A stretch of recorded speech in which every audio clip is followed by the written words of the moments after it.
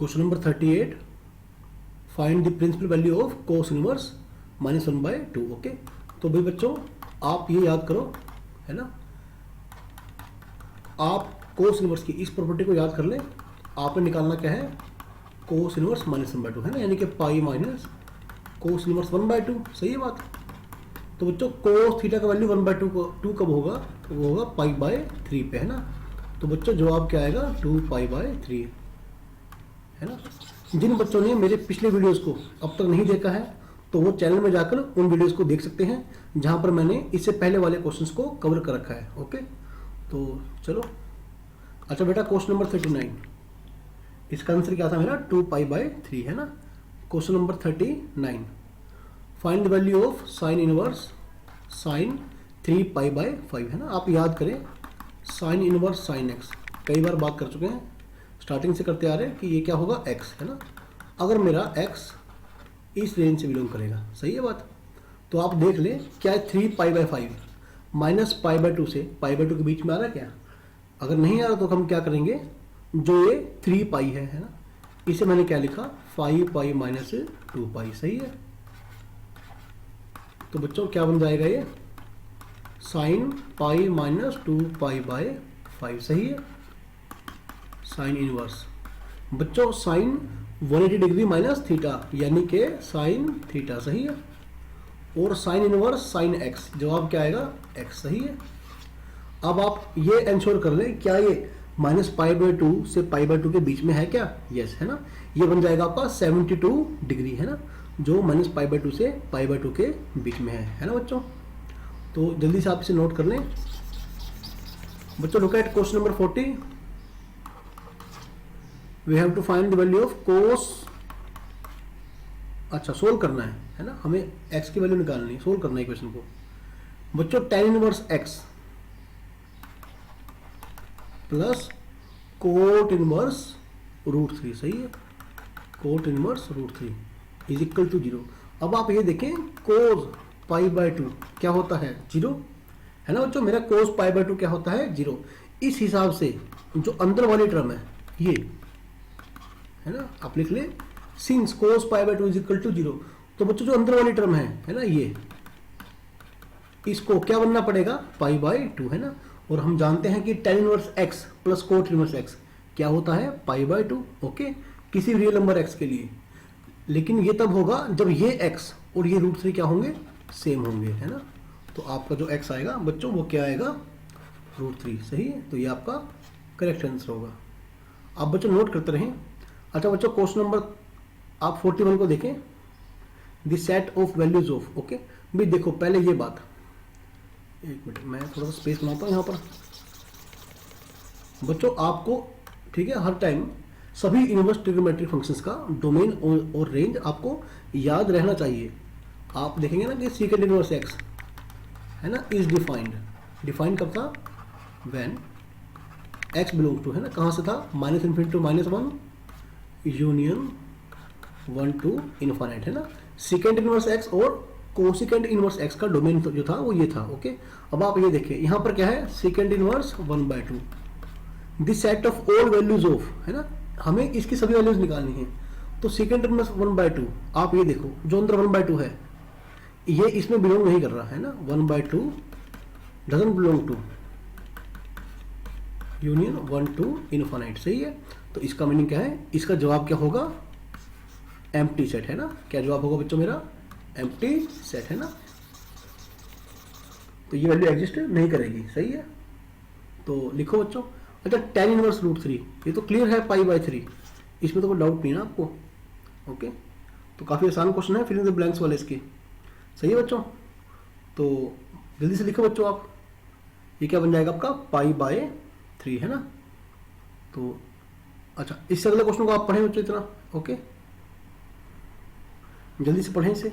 क्या है, cos inverse कोस 14π/3, 43 का सोल्यूशन करता हूं मैं।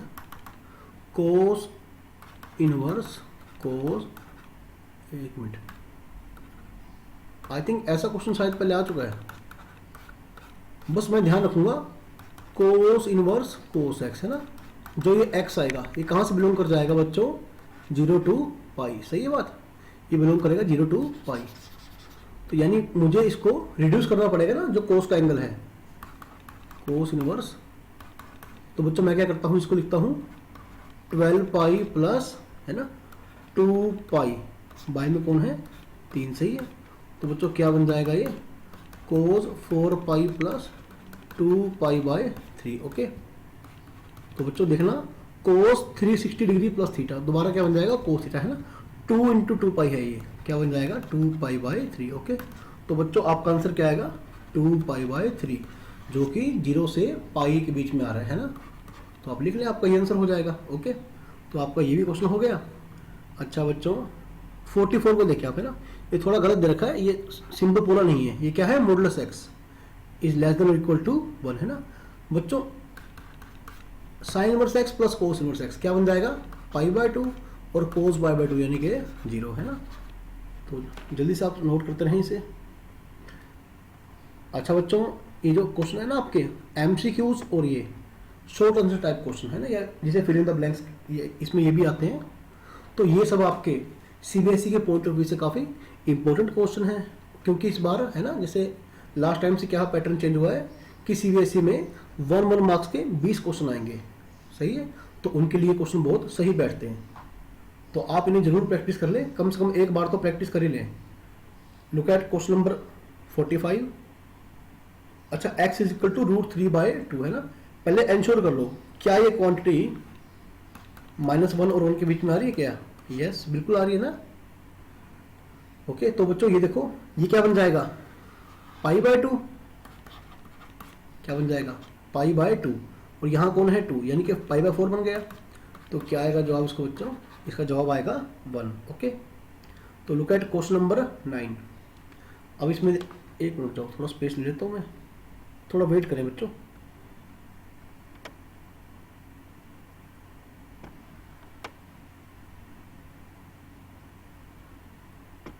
हाँ अब देखें y is equal to 2 tan inverse x plus sine inverse 2x upon 1 plus x पर। ओके, देखो ऐसे बहुत सारे क्वेश्चन कर चुके हैं हम, इसमें क्या करेंगे हम x को पुट कर देंगे tan थीटा, है ना। तो क्या बन जाएगा बच्चों ये sine inverse 2 tan theta upon 1 plus tan square theta, सही है। तो ये बच्चों आपका बन जाएगा साइन 2 थीटा, है ना।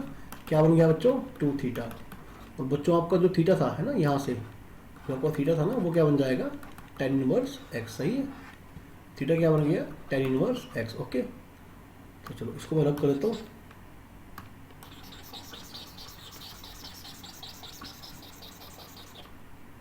तो बच्चों ये मेरा बन गया 2 tan इनवर्स x, है ना। तो ये भी क्या है 2 tan इनवर्स x। तो कितना बन गया बच्चों ये 4 tan इनवर्स x, है ना। अब आपको बताना क्या है, अच्छा ये इक्वल है y के, है ना। बच्चों आपको y का रेंज बताना है ना, कि y कौन सी वैल्यू से कौन सी वैल्यू के बीच में चलेगा। बच्चों आप ये देखो tan इनवर्स x मेरा पाई बाय 2 से पाई बाय 2 के बीच में होगा, सही है। अगर मैं इसको 4 से मल्टीप्लाई करता हूँ क्या बन जाएगा -2 पाई, 4 tan inverse x less than 2 पाई, सही है। और ये क्या बन गया मेरा, ये बच्चों मेरा बन गया y, सही है। और ये क्या बन गया 2 पाई। ओके, तो y मेरा इसके बीच में आएगा, सही है। तो आई होप कि आपको अच्छे से समझ में आ रहा होगा, है ना। तो यहाँ पर इस फिल इन द ब्लैंक्स में क्या आएगा 2 पाई, और इसमें क्या आएगा डैश में क्या आएगा 2 पाई, सही है। तो बच्चों आप इसे नोट करते रहें। वैसे इससे पिछले 2 लेक्चर्स में हमने सभी बढ़िया क्वेश्चंस को कवर कर लिया है। ओके, और अगर आपको जेई के पॉइंट ऑफ व्यू से क्वेश्चन करने हैं तो फिर आप मेरे चैनल में जाओ। ओके, उसमें आपको सीबीएसई के साथ साथ ही लेक्चर्स में आपको काफ़ी एक्स्ट्रा क्वेश्चन देखने को मिलेंगे, जो आपके मेंस और एडवांस में, है ना, आपको काफ़ी हेल्प देंगे। तो आप उन्हें जरूर कर लें। लिखो बच्चों द रिजल्ट, है ना। अच्छा आपको याद आएगा कि ये रिजल्ट जैसे 1 प्लस एक्स वाई, है ना, ये होल्ड कब करता है जब नीचे वाला डिनोमिनेटर क्या होता है ग्रेटर देन 0। आपको ये रिजल्ट लिखवा रखा है मैंने, आपको मैंने इसका प्रूफ भी दे रखा है। तो एक्स वाई क्या होगा ग्रेटर देन -1, ठीक है। तो इसका जवाब क्या होगा x y greater than -1। Okay, अच्छा बच्चों क्वेश्चन नंबर 40 और 48 को आप देखें, बिल्कुल स्टैंडर्ड रिजल्ट है मेरा ये, है ना। कोट इनवर्स -x क्या होगा बच्चों ये pi minus cot inverse x, है ना। तो ये क्या आ गया मेरा, ठीक है, ये आंसर मेरा आ गया, pi minus cot inverse x, है ना, मेरा ये आंसर आ गया। ओके बच्चों, लुक एट क्वेश्चन नंबर 49। अच्छा, जिन बच्चों ने अब तक मेरे चैनल को सब्सक्राइब नहीं किया है वो प्लीज़ चैनल को सब्सक्राइब कर लें और बेल आइकन को प्रेस कर दें। बेटा look at question number 49। All trigonometric functions have inverse over their respective domain. ये क्या है बच्चों, आपका फॉल्स है ना। आपको याद आएगा कि ये सभी ट्रिग्नोमेट्रिक फंक्शंस है ना अपनी अपनी डोमेन में क्या थे, डोमेन रेंज में क्या थे, वो ना तो वन फंक्शन थे और ना ही ओन टू फंक्शन थे, है ना। और देखो मैंने उनको इन्वर्टिबल बनाने के लिए मैंने क्या किया था, उनकी डोमेन और रेंज को मैंने रिस्ट्रिक्ट किया था, है ना, तब जाके मैंने उन्हें इन्वर्टिबल फंक्शन बनाया था। ठीक है, तो ये आपका फॉल्स है। The value of cos inverse x का square is equal to second square x, गलत, क्योंकि कोस की पावर -1 नहीं है, ये सिंबल है कोस के इनवर्स फंक्शन का, यानी कि कोस इनवर्स एक्स का, है ना। तो ये क्या है आपका फॉल्स। ओके, अच्छा look at 51। The domain of trigonometric functions can be restricted to any one of their branch, not necessarily principal value. Okay, तो बच्चों इसको आप ध्यान से पढ़ें। अगर आपने मेरे स्टार्टिंग के जो पहला लेक्चर था इनवर्स ट्रिग्नोमेट्रिक फंक्शंस का, अगर आपने देखा होगा, है ना, जैसे आप ये देखो, मान लो ये आपका ग्राफ है, ठीक है, कौन सा ग्राफ है बच्चों, ये y is equal to sine x का। ठीक है, ये लाइन कौन सी है, 1, है ना, और बच्चों ये लाइन कौन सी है, -1। ओके, देखो मैंने क्या कहा था, आप यहां पर, ठीक है, यहां से यहां तक मेरा फंक्शन क्या है, 1 1 भी है और ऑन टू भी है ना। अगर मैं रेंज क्या सेट कर दूं, -1 to 1 सेट कर दूं। ओके, तो यहां पर फंक्शन कैसा है, इन्वर्टिबल बन सकता है, सही है। लेकिन अगर मैं यहां से यहां तक फंक्शन लूं, ओके, और डोमेन रेंज में सेट कर दूं -1 to 1, और डोमेन सेट कर दूं मैं यहां से आगे, है ना, π/2 से आगे 3π/2, तो तब भी मेरा क्या होगा फंक्शन, यहाँ 1 1 to बन सकता है। ओके, इस डोमेन रेंज के साथ। तो ऐसा जरूरी नहीं है ना, बस -π/2 से π/2 लिया तो उसे मैंने कहा था प्रिंसिपल वैल्यू ब्रांच, है ना। अदरवाइज दूसरी ब्रांचेस में भी हम इनके इनवर्स फंक्शन को डिफाइन कर सकते हैं, सही है बच्चों। तो ये आपका क्या है बच्चों, ये ट्रू है आपका, आप लिख लो बच्चों, ये आपका ट्रू है। ओके, ये फॉल्स है, ये आपका ट्रू है। ओके, तो उसके बाद आप बच्चों लिखें the least numerical value either positive और नेगेटिव ऑफ एंगल थीटा, ठीक है, is called principal value of the inverse trigonometric function, है ना। बच्चों ये बात बिल्कुल सही है, ये बात बिल्कुल सही है ना। तो लिस्ट न्यूमेरिकल वैल्यू, ठीक है, आइदर पॉजिटिव और नेगेटिव, उसी को हम डिफाइन करते हैं प्रिंसिपल वैल्यू। ओके, तो चलो बच्चों जल्दी से लिखें। अच्छा, अगला क्वेश्चन देखें आप, the graph of inverse trigonometric functions. Okay, the graph of inverse trigonometric function can be obtained from the graph of their corresponding trigonometric functions by interchanging x and y axis। Okay, तो बच्चों ये बात क्या है आपकी, आप ध्यान से करें, ये बात आपकी ट्रू हो जाएगी, है ना।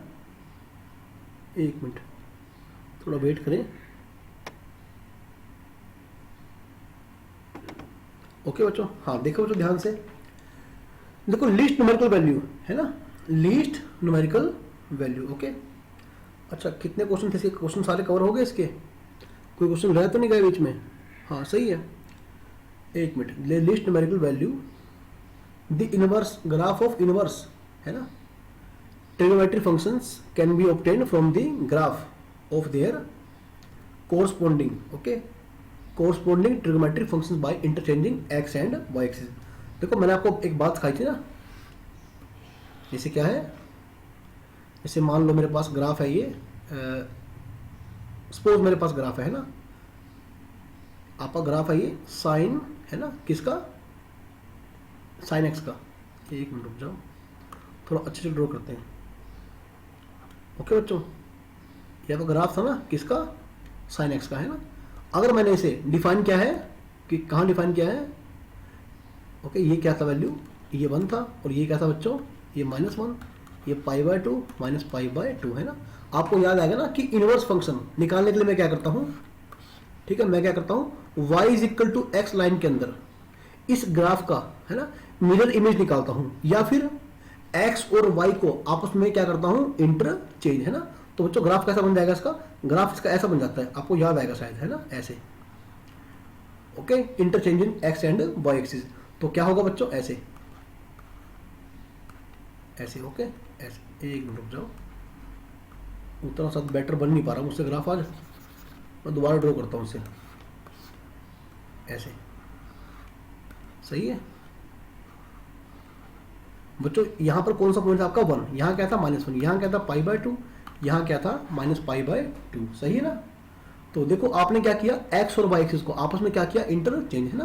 देखो x एक्सिस क्या हुआ, घूम के ऊपर चला गया और y एक्सिस घूम के नीचे आ गया, है ना। इसको आपने x एक्सिस को रोटेट किया ऐसे, है ना, कैसे, एंटी क्लॉकवाइज, ओके बच्चों। और जबकि आपने y एक्सिस को रोटेट किया क्लॉकवाइज, सही है। तो ये आपका क्या होगा बच्चों, ये आपका ट्रू होगा, सही है। तो जल्दी से देखिए, कुछ और क्वेश्चन पेंडिंग है तो आपके, ओके बच्चों। अच्छा, the minimum value of n for which tan inverse n by pi, okay, greater than π/4, n belongs to n। बच्चों ध्यान से करना आप इस क्वेश्चन को, देखो tan इनवर्स, हालांकि आप अगर मेरे लेक्चर देखते तो ये क्वेश्चन आप वैसे ही कर लेते। देखो आपको याद आएगा कि tan इनवर्स का ग्राफ कैसा था, वो ऐसा था, वो क्या था, एक मिनट, ये मिल गया गलती से बच्चों, ये ग्राफ था tan इनवर्स x का, है ना, graph of tan inverse x, है ना। और कैसा फंक्शन था ये बच्चों था इंक्रीजिंग फंक्शन था, ये इंक्रीजिंग फंक्शन, है ना, ओके। तो क्या होगा, n/π बड़ा हो जाएगा tan π/4 से, क्या हो जाएगा, n/π बड़ा हो जाएगा tan π/4 से, ओके। क्योंकि क्या होता है, बड़ी वैल्यू पर बड़ा पॉइंट, है ना, बड़ा पॉइंट पर बड़ा वैल्यू आता है और छोटे पॉइंट पर छोटा वैल्यू आता है, ओके। तो आपका n/π बड़ा होगा भाई 1 से, है ना, यानी कि n बड़ा होगा पाई से, ओके। तो n क्या होगा, लीस्ट वैल्यू क्या होगी n की, देखो पाई कितना होता है 3.14, है ना, 3.14 समथिंग ऐसे, ओके। तो least integral value of n कितनी बन जाएगी बच्चों, 4 बन जाएगी, ओके, ना कि 5। ये बच्चा फॉल्स है, ये क्या है, फॉल्स, ओके। अच्छा, क्वेश्चन नंबर 55, ये आप खुद ट्राई कर सकते हैं, बहुत आसान क्वेश्चन है। साइन इनवर्स 1/2, यानी साइन की वैल्यू 1/2 कब होगी, π/6 पे, सही है। और बच्चों क्या बन गया ये, कोस π/6 यानी कि √3/2, है ना। और साइन की वैल्यू √3/2 कब होती है, π/3 पे, है ना। देखो इजीली हो गया क्वेश्चन, नहीं मेरा है, ओके। तो बच्चों इसी के साथ, है ना, इसी के साथ हमारी जो NCERT एग्जाम्पल बुक की जो इनवर्स ट्रिग्नोमेट्रिक फंक्शन की एक्सरसाइज है वो खत्म होती है, ओके। और यदि आप एक्स्ट्रा पढ़ना चाहते हैं तो भाई मेरे चैनल पर जाकर इनवर्स ट्रिग्नोमेट्रिक फंक्शंस की प्लेलिस्ट में जाकर, है ना, उसमें आप क्या करेंगे, सभी वीडियोस को आराम से देखिए। और स्पेशल जहाँ पर मैंने प्रैक्टिस प्रॉब्लम डाले हैं वहाँ आपको काफ़ी host question, higher order thinking question आपको देखने को मिल जाएंगे। आप उन वीडियोस को देखें और उन क्वेश्चंस को अच्छे से प्रैक्टिस करें, ओके बच्चों।